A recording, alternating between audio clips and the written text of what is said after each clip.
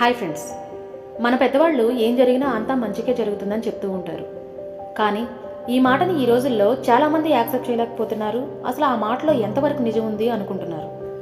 ఎప్పుడైనా మన పెద్దవాళ్ళు తమ అనుభవాలను బట్టి చెప్పే సూక్తులు ఏవైనా ప్రతి క్షణం తమ కష్టాన్ని నమ్ముకుని న్యాయంగా ఎదగాలనుకునే వారికే కానీ ఆల్వేస్ నెగిటివ్గా ఆలోచిస్తూ ఏ విషయంలోనూ ధైర్యం చేయలేని వారికి కాదని గుర్తుంచుకోండి. ఏం జరిగినా అంతా మన మంచికే అనే మాటలో ఎంతవరకు నిజం ఉంది అనేది ఒక చిన్న కథ తెలియజేస్తుంది. ఒక వ్యక్తి అడవిలో వెళ్తూ వెళ్తూ చాలా బాధగా ఒక మహర్షిని కలుస్తాడు. ఆ మహర్షిని చూడగానే ఏడవడం స్టార్ట్ చేస్తాడు. అతను అంతలా బాధపడడం చూసి ఆ మహర్షి, ఏ కష్టం వచ్చినా ఇలా కుంగిపోకూడదు, ఏం జరిగినా మన మంచికే జరుగుతుంది అంటాడు. అప్పుడు ఆ వ్యక్తి, నేను వస్తున్న దారిలో ఒక దొంగ నా దగ్గరున్న డబ్బు వస్తువులు అన్నీ లాక్కుని పారిపోయాడు. ఇప్పుడు నేను తిరిగి వెళ్ళడానికి ఏం మిగల్లేదు, ఎలా వెళ్లాలో కూడా తెలియట్లేదు. నాకింత చెడు జరిగినప్పుడు ఇందులో మంచి ఎక్కడుంది అని అడుగుతాడు. అప్పుడు ఆ మహర్షి, నేను నీకు ఒక కథ ద్వారా నీ ప్రశ్నకు సమాధానం ఇస్తాను.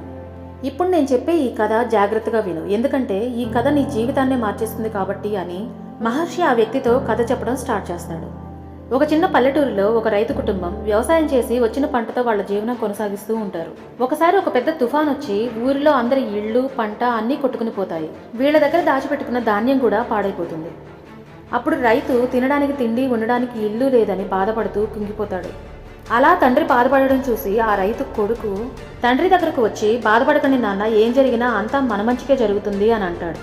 అప్పుడు ఆ తండ్రికి కొడుకు మాట వినగానే చాలా కోపం వచ్చి, మనవి అనే అన్నీ నాశనమయ్యాయి, ఇది నీకు మంచిలాగా ఉందా, ముందు నువ్వు ఇక్కడి నుండి వెళ్ళిపో అని తరిమేస్తాడు. ఆ అబ్బాయి బాధపడుతూ బయటికి వెళ్ళిపోతాడు. రాత్రైనా సరే తన కొడుకు ఇంటికి రాడు.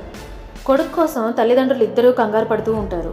అప్పుడు ఆ రైతు ఈ వరదలతో పంటలు పండించడం అసాధ్యం కాబట్టి సిటీకి వెళ్ళి ఏదైనా పని చూసుకోవాలి, తన కొడుకుని కూడా వెతుక్కోవాలి అని డిసైడ్ అవుతాడు. అనుకున్న రోజు నుండే రోజు సిటీకి వెళ్ళి ఎక్కడైనా పని దొరుకుతుందేమో అని పని కోసం ట్రై చేస్తూనే ఉంటాడు. కానీ ఎక్కడా పని దొరకదు, అలాగే తన కొడుకు కూడా దొరకడు. అప్పుడు తన మనసులో అనుకుంటూ ఉంటాడు, ఏం జరిగినా మంచి కోసమే అంటారు, నా విషయంలో మంచి ఎక్కడుంది, అంతా చెడు తప్ప అనుకుంటాడు. ఇలా కొన్ని రోజులు పని కోసం ట్రై చేస్తూ ఉండగా ఒక యజమాని దగ్గర మంచి శాలరీతో ఒక పని దొరుకుతుంది. చాలా సంతోషపడుతూ కొన్ని రోజులకి ఒక చిన్న ఇల్లు కట్టుకుంటాడు. కొడుకు లేడనే బాధ తప్ప అంతా ఏ ప్రాబ్లం లేకుండా జరిగిపోతుంది. ఇలా కొన్ని సంవత్సరాలు గడిచిపోతాయి.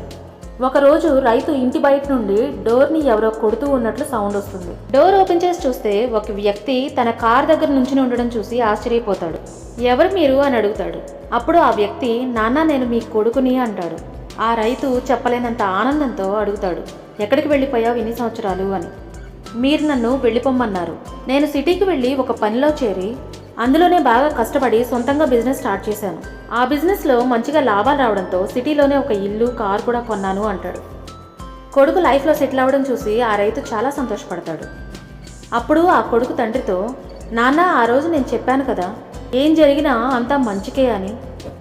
అప్పుడు ఆ తుఫాన్ రాకుండా ఉండుంటే నేను మీతో ఆ మాట అనేవాడినే కాదు. ఆ మాట అనకపోతే మీరు నన్ను బయటికి పంపించేవారే కాదు.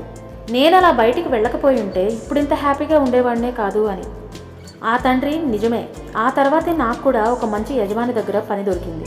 నువ్వు ఆ రోజు అన్నదంతా 100కి 100 పాళ్ళు నిజమే, ఏం జరిగినా అంతా మన మంచికే జరుగుతుంది అని ఆ రైతు కొడుకు మాటను ఒప్పుకుని అందరూ సంతోషంగా ఉంటారు అని మొత్తం కథంతా చెప్పిన తర్వాత మహర్షి ఆ వ్యక్తితో ఇలా అంటాడు, లైఫ్లో ఎప్పుడైనా ఒక్క విషయం గుర్తుపెట్టుకో, మనిషి ఆలోచన అనేది ఎప్పుడూ విశాలంగా ఉండదు, దూరాలోచన అనేది చాలా తక్కువ మందిలో ఉంటుంది. ఇప్పుడు వచ్చిన కష్టం మంచికే అని గుర్తించకపోగా ఈరోజు ఇలా ఉందేంటి అని బాధపడడంలోనే టైం అంతా గడిపేస్తారు. ప్రతి వ్యక్తి ఆలోచన అనేది స్వచ్ఛంగా, మంచిగా, కష్టపడి న్యాయంగా వెళ్ళే ఎవరికైనా మంచే జరుగుతుంది, ఎప్పుడూ చెడు జరగదు. నీ జీవితంలో ఒక్క విషయం ఖచ్చితంగా గుర్తుపెట్టుకో, లైఫ్లో ఏ ప్రాబ్లం వచ్చినా, ఎంత బాధ కలిగిస్తున్నా ఒక టైం తర్వాత అంతా నార్మల్ అయిపోతుంది. జస్ట్ ఆ టైం మాత్రమే భరించలేని బాధను కలిగిస్తుంది.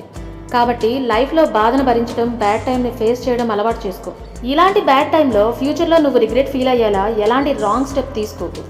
ఏం జరిగినా అంతా మన మంచిగా అయి ఉంటుంది అనే విషయం మనకు తెలియడానికే కొంచెం టైం పడుతుంది అని మహర్షి చెప్పిన మాటలను విన్న తర్వాత ఆ వ్యక్తి, ఇప్పుడు నా విషయంలో జరిగిన మంచి ఏంటో చెప్పండి, నా దగ్గర ఉన్నవన్నీ దొంగ కొట్టేశాడు, నేనెలా ఇంటికి వెళ్ళగలను అంటాడు.